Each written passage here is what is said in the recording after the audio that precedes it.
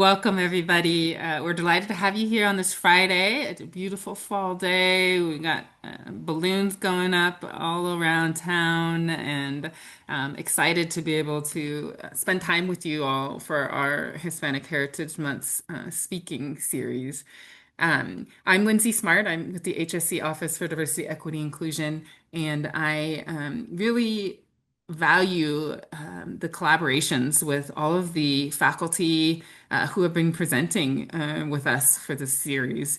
One of the things that I think are so valuable about the Zoom space is that it allows our North Campus and our main campus folks to bridge the Lomas Divide and actually be together in the same spaces to build community and share in the vast amount of knowledge that really is coming from our main campus scholarship. So I'm going to introduce our speaker for today and then turn it over. These are really rich experiences. If you have questions, put them in the chat. And we're always looking to build partnerships and hope that there's some time for us to talk together today, too. So we have our talk today, which is titled Archive X, Recovering the Hidden Variables of Our Hispanic Heritage. And our speaker today was Dr. Jesse Alemán. So Dr. Alemán is a professor of English and presidential teaching fellow. He's a scholar of 19th century American and US Latinx literary and cultural histories with a focus on archival material, print, culture, and Latinx racial formation in the United States. He is the author of over 24 articles and essays and has published A Woman in Battle, the narrative of Loretta Janeta Velázquez, Cuban woman and Confederate soldier in 2003, Empire and the Literature of Sensation, an anthology of 19th century popular fiction in 2007, and The Latino 19th Century, 2012. His new book, Latinx Civil Wars, will be published by NYU Press in January 2026.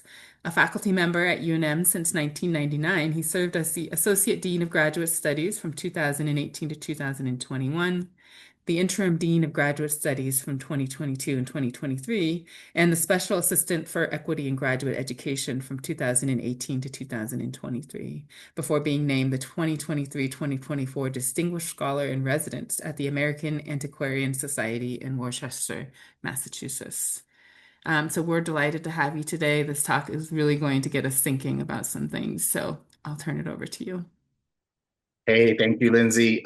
First, I do want to thank you for inviting me to give this talk today. And I also appreciate Kendra for getting things done and getting us in the Zoom room and wrangling me and doing all of that kind of business. So I appreciate your labor as well. And of course, thanks to everyone who is sharing an hour of your time today for this talk. I want to just name up front that I flunked algebra about 4 times. Okay, so you should know that I am not a mathematician by any stretch of the imagination. I'm a literary scholar who is playing fast and loose with the concepts of algebraic equations. So now that I got that out of the way, let me talk a little bit about what I want to do today. Excuse me. My goal this afternoon is to reflect on how archival study presents us with missing variables of 19th century US Latinx identity formation.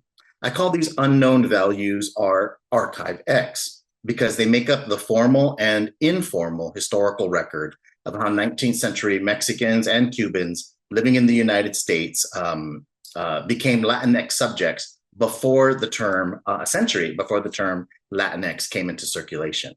Some of this work is tied to the book, which is finally coming out, Latinx Civil Wars, which argues that the process of becoming Latinx during the Civil War years can be understood as a series of personal civil wars between home and nation, self and other, Spanish and English, citizenship and enslavement, and competing forms of gender and sexual expressions that intersect across the United States, Mexico, Cuba, and the Confederacy at the time. The book will be out in January, so I'm gonna see if Lindsay can send you all a link to buy it, right? In the thick of my research, though, I came across letters that mark the struggle of learning English, photos that complicate our understanding of the racial formation of US Latinidad in an era of slavery, paintings that visualize the war-torn trauma of national belonging, and literary texts that introduce the X as the solution to its own problem of imbalanced identity formation. These are just the fragments of the larger 19th century record that archives the contradictions, the crossings, and the conflicts that characterize the Latinx lives and writings that I study. But they are also missing pieces to a longer story of how Latinx people continue to navigate and survive in the United States, that vast archive of power that would rather we remain out of the equation entirely. What interests me here is the way these documents and images pose a problem of analysis. They challenge us to find the variables that give them greater meaning or to solve their hidden expressive values. These pieces remind me as a researcher that no matter how much we find in an archive, there's always an element, a value, or a variable that remains hidden from us, especially when it comes to the algebraic effort of recovering the historical experiences of minoritized people. This is what I call our Archive X, and through it, we can understand how and why the recovery of a so-called Hispanic heritage warrants more than just a month to dig us out of the dustbin of history. So let me open actually with a piece that didn't make it into the book. So we're going to open with one that is actually already under erasure here. When Jose Maria de Jesus Carvajal wrote to his mother in English on July 2nd, 1826, 2 days before the 50th anniversary of the US Declaration of Independence, the young Mexican took the opportunity to announce a major change he had undergone during his 3 years that he had been living in the United States. Initially, he started as a tanner, but he didn't get along with his boss. So Carvajal headed to Lexington, Kentucky, where he took up the saddling trade. He liked, quote, saddling very well, he wrote to his mama, but he needed books. He continues, I want you and my sister to send me as many books as you can, parentheses, Spanish, as I have nearly lost my language in my own tongue since I came here, close quote. He was hoping his mother could tell him his exact age. He was approximately 18. Most importantly, though, he wanted to admonish her to, quote, to read the Bible for yourself, and there you will find happiness, and read it with attention and prayer, and the Spirit of God will enable you to understand it, close quote. Carvajal had become a Protestant. As he testifies, I have discovered that by nature, I, blotted out, sinner. Perhaps he spilled the inkwell on his letter after he finished writing it, signing it, and folding the half sheet, for the stain is most prominent on the missive's front page, blotting out the details of his conversion. But on the verso, his concern for his mother's salvation remains legible. It could have been an accident of excitement or a freak of the Holy Ghost that led him to spill the inkwell. Whatever the case, the ink stain blots out the very spiritual truth the letter sets out to express, leaving something as significant as the salvation of Carvajal's soul obscured in the archive of his own life in letters.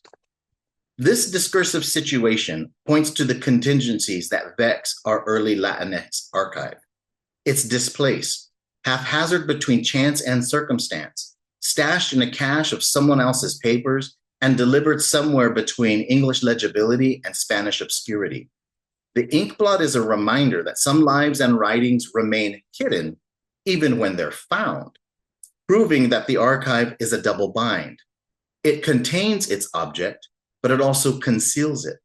It holds it, but it also hides it, often obscuring it in plain sight. I'm not saying anything new here that hasn't already been theorized by the likes of Jacques Derrida, Saidiya Hartman, or Rodrigo Lazo, who have all pointed out that an archive might not be what it seems. It might not even be where it seems. Carvajal's letter, though, is a good example here because there it is, stashed in Stephen Austin's papers, but the letter itself, whether through fate or chance, conceals what it's setting out to reveal, Carvajal's conversion. It's a letter that presents us with a problem.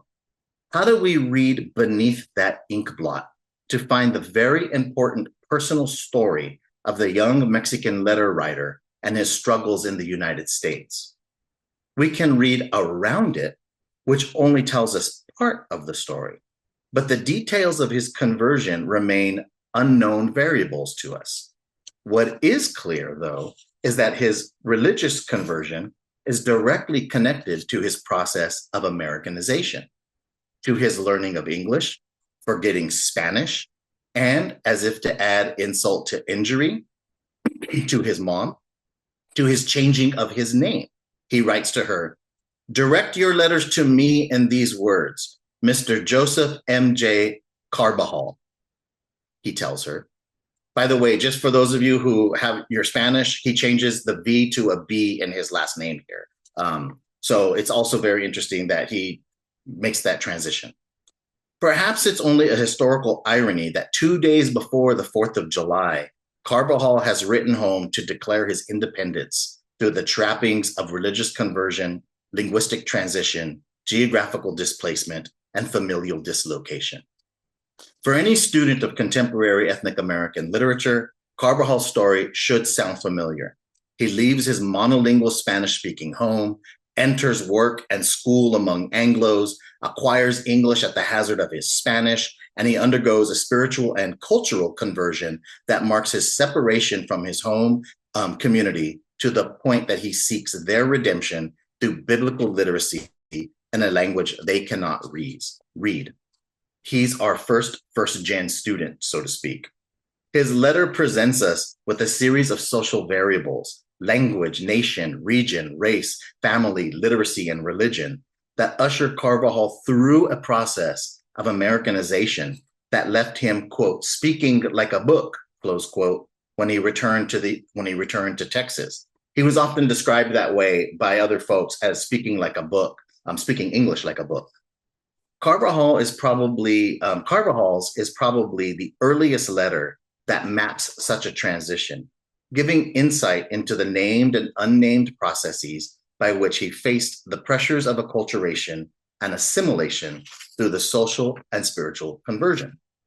However, while his social transformation is apparent, his spiritual one remains a mystery right before our eyes. It's blotted out.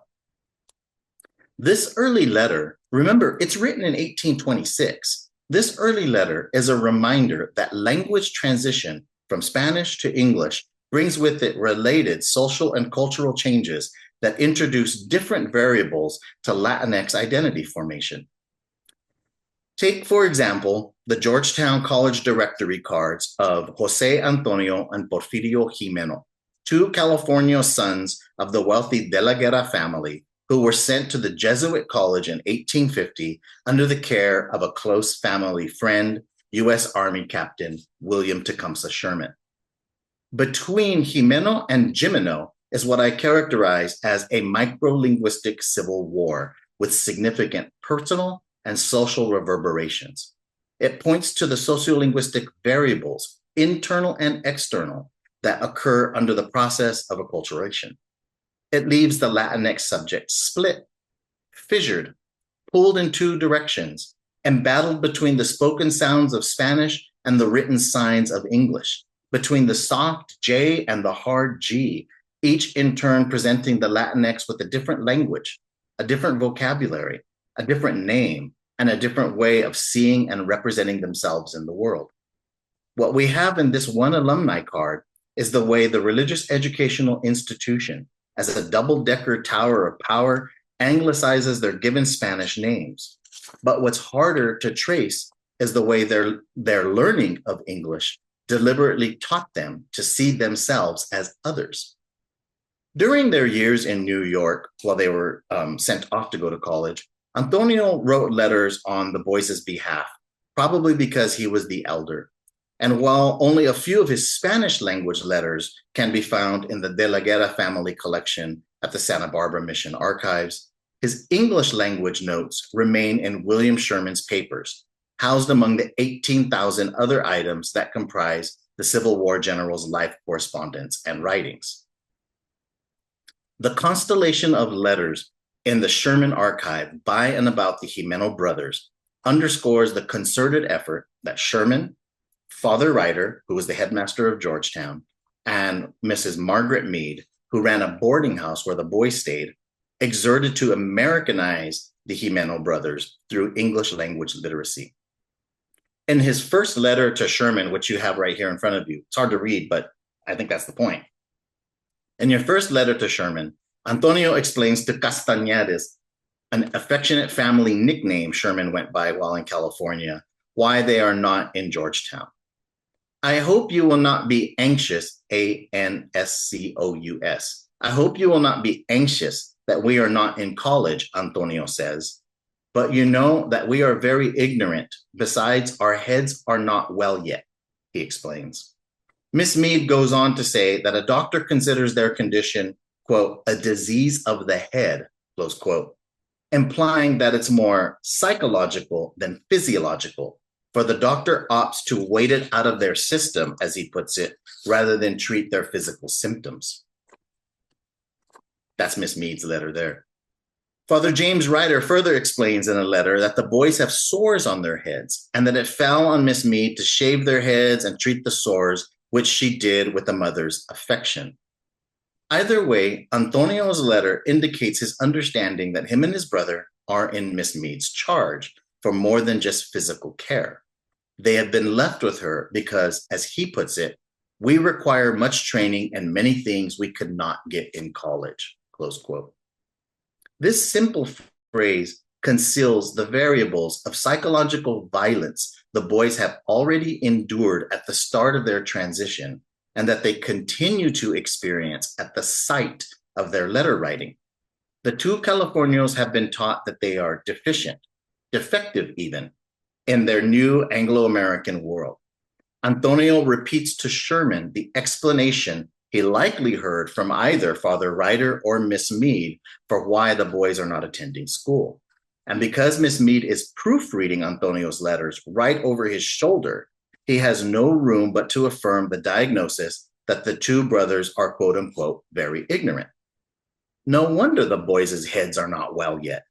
They are both being subjected to coded forms of social racialization and humiliating forms of physical subjugation in the name of care and education. Antonio has little choice in his letter but to reaffirm what Mrs. Mead and company have already taught him. The boys are intellectually, socially, physically, psychologically, and linguistically sick in character and personhood, quote unquote, diseased in the head, as they say, and in need of curing. The hazard of internalizing such racist views of themselves as other comes with their English with their English language letter writing lessons, in other words. As they learn English, they learn how to see themselves through the English speakers who surround them. However, Antonio's letter also betrays the missing values of his Spanish language fluency. The letter opens with the phrase, my dear friend Castañedas, which is a conjoined English and Spanish language greeting. It combines a normal English salutation, dear Castañedas, or dear friend, with what in this case would certainly be a warm, informal greeting to the family friend, estimado amigo. The hidden Spanish salutation, transcribed literally into English, explains the seemingly ornate greeting. Down at the bottom, he has a similar ornate ending in English that is mirroring the more ornate endings that one would write in Spanish. The letter's very opening corresponds with the linguistic battleground that marks Antonio's cultural transition, that here and elsewhere still bear the scars of coming into English. When he shares the news with Sherman, for example, that a family member, quote unquote, married with her longtime suitor, he is similarly echoing Spanish phrasing in an English structure. He is transcribing what would be casaron con, married with, instead of stating married. And his persistent misspelling of anxious here and in other letters, and you can see at the top right how he keeps writing over, his attempt to spell anxious. His persistent misspelling of anxious here and in other letters becomes anxious, ANCSIOUS, in a homophonetic translation of the X. So he never uses the X. That puts it under erasure. Miss Mead reads it as a misspelling, but it's in fact the remainder and a reminder of Antonio's Spanish fluency, the hidden value of the language he's being forced to write over. Years later, during the Civil War, the younger Jimeno would craft a letter in which English and Spanish similarly work to balance the equation of representation. Detailing his march from Drum Barracks, Carrizo Creek, en route to Fort Yuma along the Colorado River, Captain Porfirio Jimeno writes to his uncle Pablo de la Guerra, "Hemos tenido un lindo viaje de Drum Barracks a este punto via hell, alias Carrizo Creek. For heaven's sakes, never come this way. If you can help it, you will surely melt. Thermometer every day in the shade, 112 to 116. Wind, none. Scorpions, thick as molasses. Flies, still worse. And when we want to drink cool water, we have to boil it and drink it immediately, or else it'll get hotter. Es imposible dar una descripción de este punto." As it moves from Spanish to English and back to Spanish again, the letter retains Jimeno's humorous, ironic tone that walks a fine line between real and feigned outrage at the desert heat. But there's also linguistic subtlety here. Their letter's fluent bilingualism puts English and Spanish at war with each other. For after perfectly describing Fort Yuma, Arizona in English, Porfirio concludes in Spanish that the place is impossible to describe. In a nutshell here, by the way, this is what I mean by Civil War writings. This is a letter from the Civil War front, but it's also at linguistic Civil War in terms of English and Spanish usage to describe the field of representation. Sometimes the hidden value of Spanish in an English language document exposes the complicated variables of Latinx identity formation. As Rafael Armijos first of 4 extant bills of sale for 5 people purchased for $1,100 in gold on March 1864 attest. And there's that ignoble document there. His second recorded purchase, almost a year later, is for a 10-year-old boy named John for $200. He paid $500 for 25-year-old Sarah. And finally, he paid $1,300 in cash for James, who was 35 years old, Rachel, who was 27, and her 2 children, Anne, about 5, and Robert, about 4. All transactions were with Texans through a San Antonio slave trader, and the people bought are all warranted, quote unquote, as slaves for life, though his last 3 purchases were made in April 1865, the month the Civil War ended. Armijo's first bill of sale offers us an instructive lesson on the nuances of language that form the layers of coloniality in the Latinx archive. The phrase "backwards in walking," which is how 2 of the smaller children are represented in that first bill of sale, bespeaks the hidden Spanish that haunts this English language record. Now, considering the physical and psychological trauma of enslavement, the phrase could refer to the medical condition of retropulsion. So we want to keep that on the board. In the context of borderlands enslavement and indentured servitude rooted in Spanish colonial and Mexican neo-colonial racial hierarchies, it also suggests the casta term torna atrás, turn backward or around, a term used to describe a mixed race person. However, it is more likely a literal English translation of the Spanish phrase andar atrasado or andar retrasado, the latter of which, andar retrasado, is a specific colloquialism from the Texas-Mexico border region that translates as to walk backwards. It also carries with it the connotation of being developmentally delayed physically or intellectually. The 2 enslaved children haven't learned to walk, are somehow impeded in their ability to walk, or have an intellectual disability of some sort that phrase is marking. This small linguistic detail sheds light on the history of the enslaved in the Latinx archive. It suggests that the initial transaction took place in Spanish, likely between a Spanish-speaking slave trader in Texas and the Anglophone buyer who in turn translated the transaction details into English for his bill of sale to the bilingual Hispano, Rafael Armijo, who secured his whiteness for posterity by paying $3,100 for 11 Black people, 6 adults, and 5 children. It is not known to me what became of these 11 Black people brought to New Mexico in chains, but it is clear that Armijo brokered his racial status at their expense through gold, cash, and the social power of an English language transaction. While language underscores the hidden values of archival latinidades, the variables of 19th century racial formation situate Latinx subjects in a more complicated racial equation between white power and its investment in Black enslavement.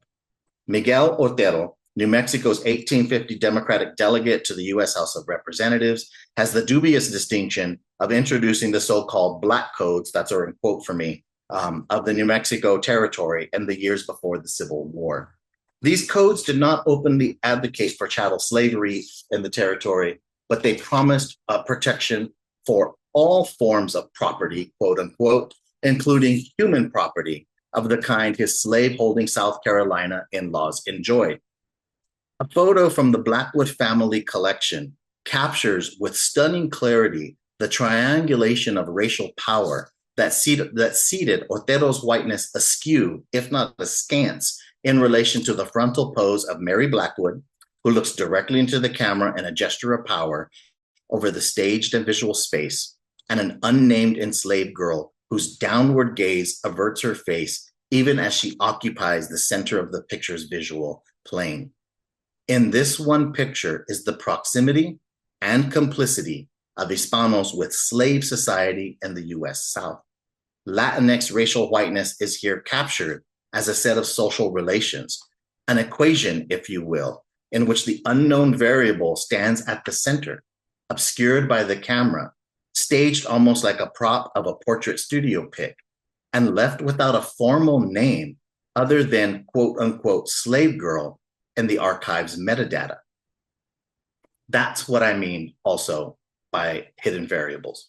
These documents and images are reminders that the formation of Latinidad occurs through a set of social relations, language, race, region, home, and nation, that create the overall balance of our sense of belonging. Sometimes the most formative factors are the ones we'd rather keep hidden, and other times the full significance of an image only reveals itself when other archival artifacts are pulled into the equation. For example, the Cuban Union officer, Captain Federico Fernandez Cavada, was cashiered for cowardice for remaining at the rear of the Civil War's Battle of Fredericksburg. The Union was routed, and claiming a headache, Cavada convalesced at the Kent Hospital, where he painted the Battle of Fredericksburg in February of 1863. There it is.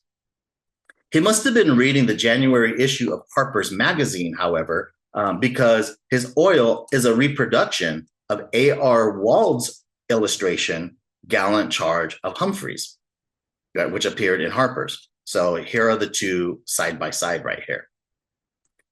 The details almost all match except for one significant addition in Cavada's painting. This guy right here. So in the original painting, he appears somewhere along here.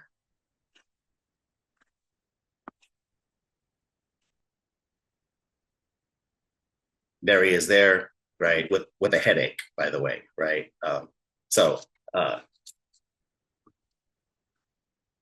Cavada has painted himself into the scene in anguish, supplication, and trauma, facing away from the battle he couldn't face during the charge because of a severe headache, as he reported. In miniature, the painting captures the PTSD of war. And it is only by putting it in relation to the magazine's illustration do we understand that the Cuban American used painting as a form of self-therapy. By putting Cavada's painting in relation to Harper's illustration, we find his miniature self-portrait, hidden in plain sight, as the missing value of his art. I want to close with the most unique Civil War narrative, Latinx or otherwise, to be published. This is Loretta Hineta Velasquez's 1876, The Woman in Battle, which I first discovered and reprinted just about 20 years ago now.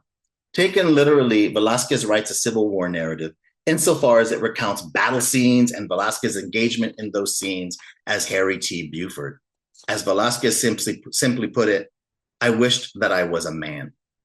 However, taken metaphorically, The Woman in Battle shows Velasquez to be embattled between Cuba and the Confederacy, femininity and masculinity, Spanish and English, Catholicism and Methodist, heterosexuality and queerness, rebellion and independence.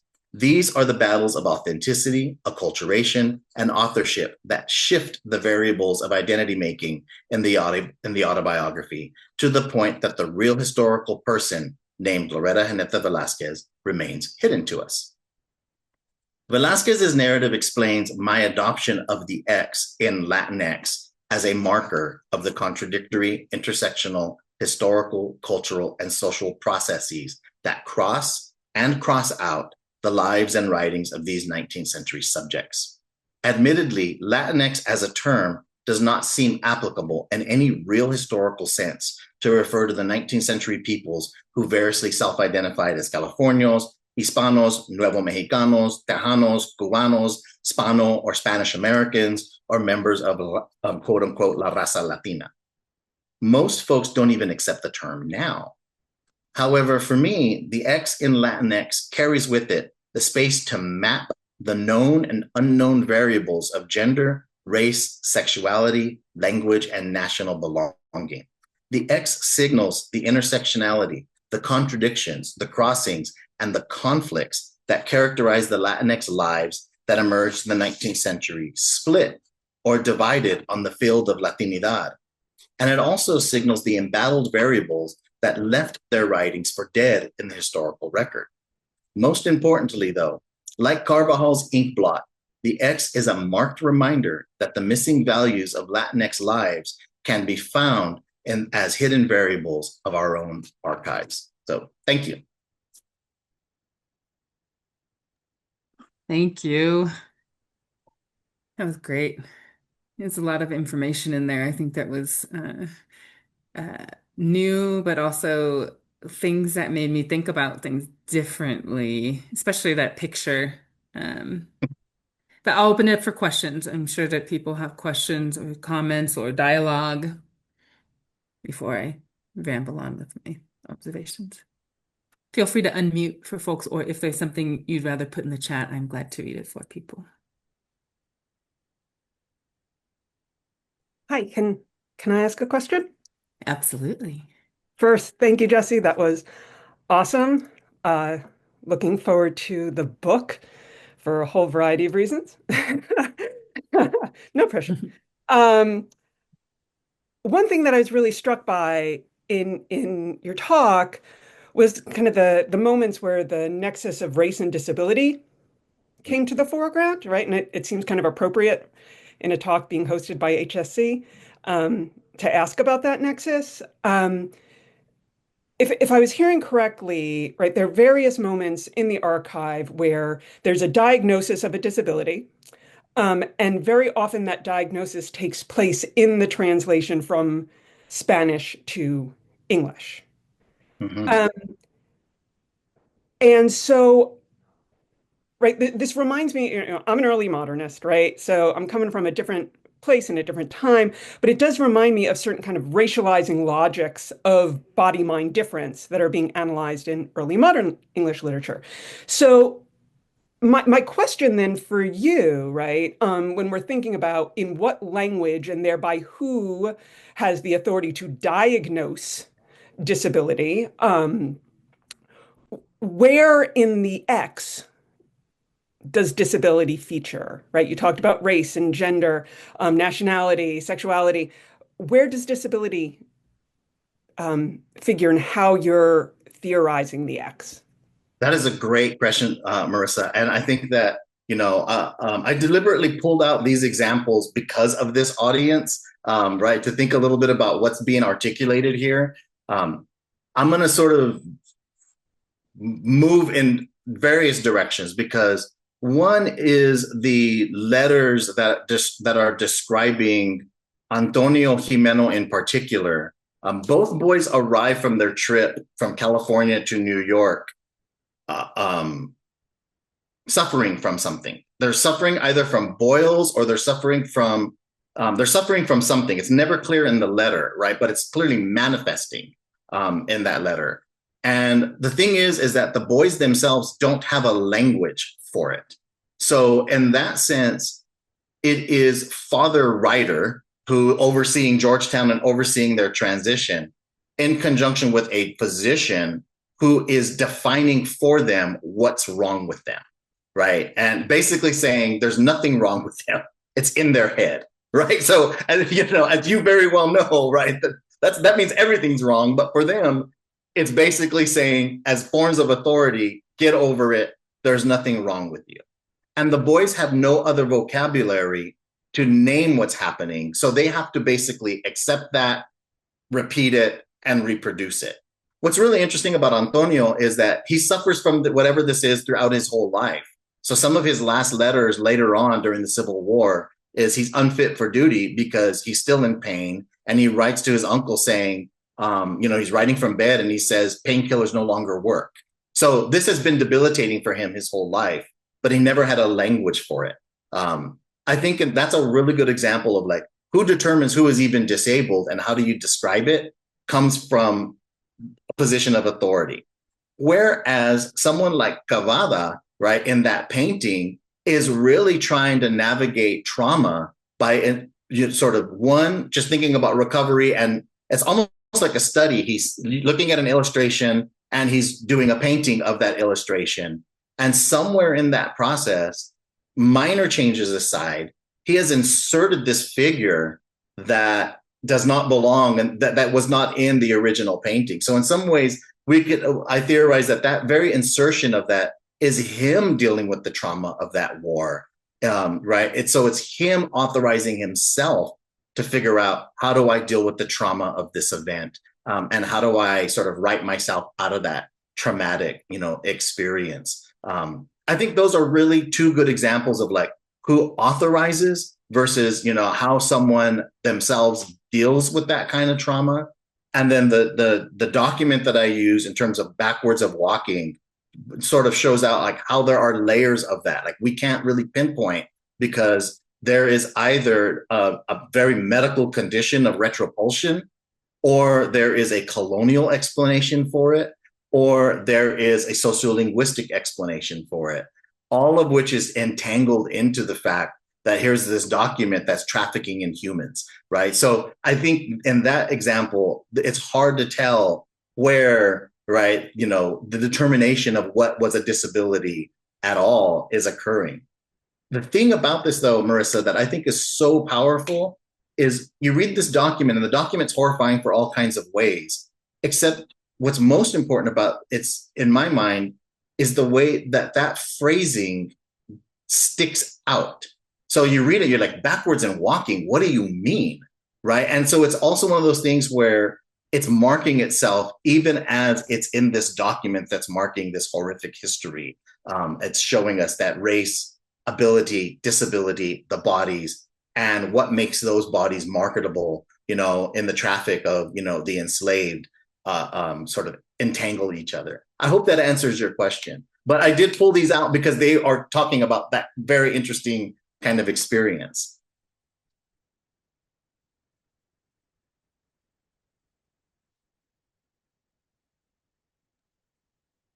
Well, there's other people coming up with a question or things to follow. I mean, that also reminded me of the just also like immune conditions and so many things that never really had names, or were given mysterious, especially the chronic pain component. Yeah. There was also, I think, an interesting thought that maybe we had a speaker for Jewish American Heritage Month, and we were looking at it was on crypto Judaism and individuals like, looking at genetic conditions and how as people lost some of the connection heritage through Spain and Morocco and Mexico through uh,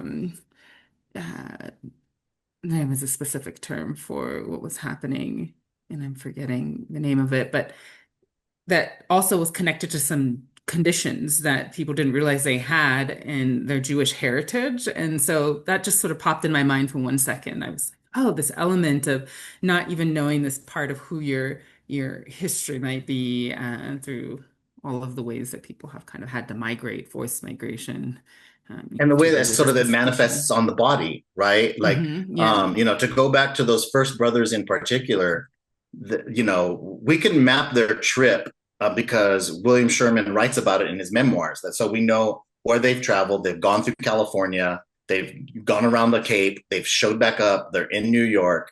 The boys have left home. They're so they're by themselves. They're 13 and 11, I think, or 11 and 9 at this point. So they're very young, and they're being sent to get a Catholic education on the other side might as well be the other side of the world, right? So we could think about just the way that experience alone is a traumatic experience that is manifesting in something that, is materializing in some ways, right? Because they both arrived this way, but the younger Porfirio is able to sort of adapt and adjust, whereas the older never quite does. But they are both at this point showing up, with certain sores, physical ailments, and they can't get over it. And basically, you got a position of power basically saying, there's nothing wrong with you. It's just in your head, as if that's like, the anecdote, right? I think that what it's describing in some ways is that this very process of transition is from acculturation, assimilation, forced transition is a traumatic process that marks itself on the body and perhaps never goes away, right? And I think that's what's really interesting. That process let's think about that process from Rancho, California to urban New York, right? Just that alone, let alone Spanish to English cultural worlds, put that in the context of education as well. And we just get this idea that somehow this whole process can be triggering and this whole process, to go back to Marissa's question, can be debilitating, right? And what that sort of says, what that sort of shows is the degree to which, a successful quote unquote assimilation or acculturation is the degree to which one conceals, hides, or gets over that debilitation. But most of these, subjects that I deal with don't. They are marked in some capacity. Mm-hmm.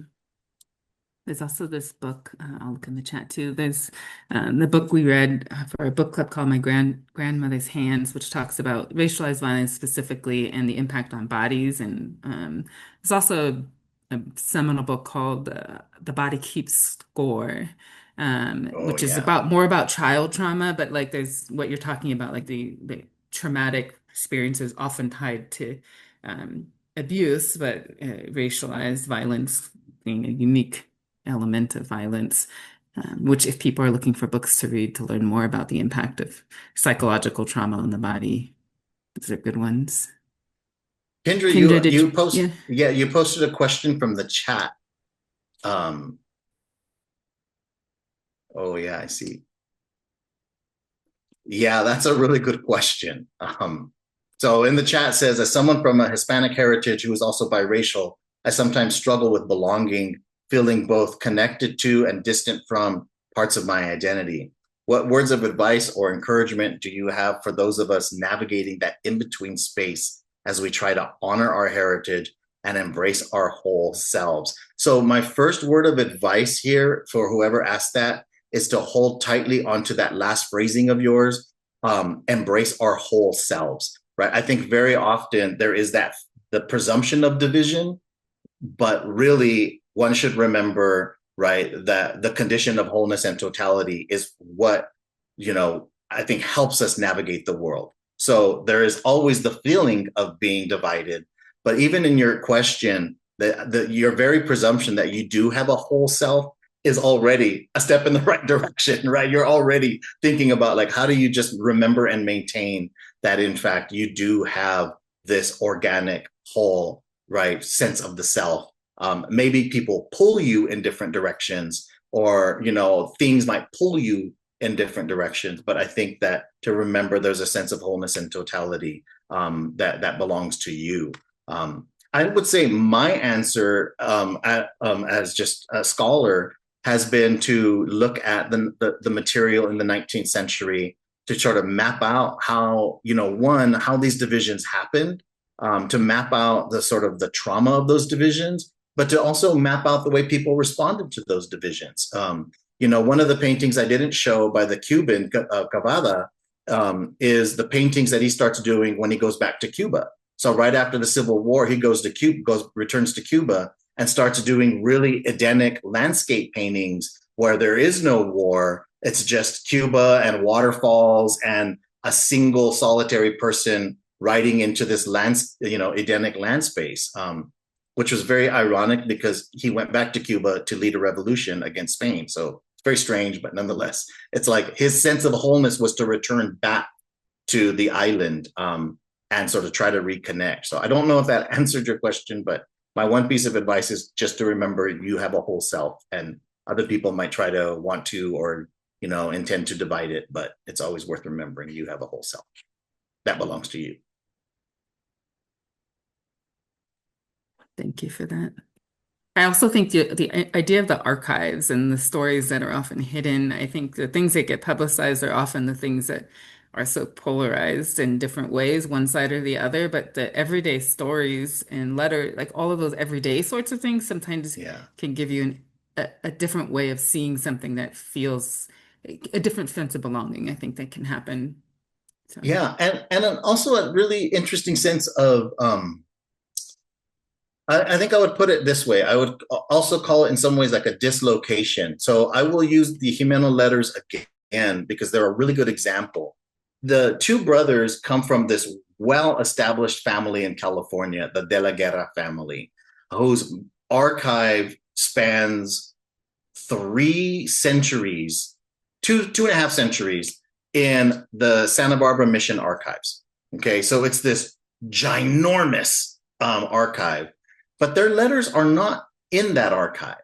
They're in the William T. Sherman collection.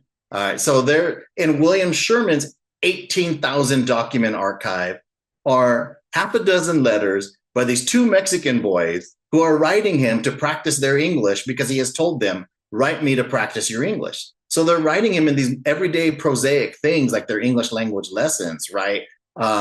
So I think that in some ways it's finding that it's not that their letters are in their family archive. Their letters are in this other space. And that to me is such a really rich detail of thinking about like belonging and disbelonging and dislocation, familial dislocation, and what do we make of that?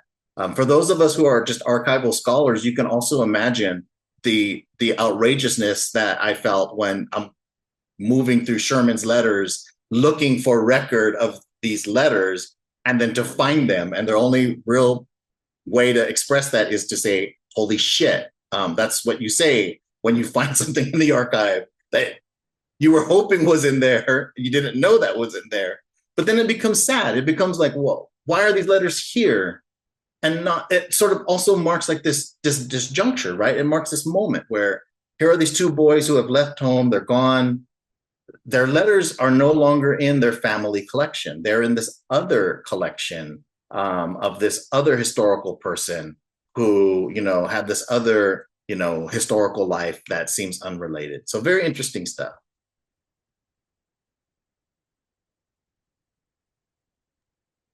Probably have time for one or two more questions before we end, if folks have one.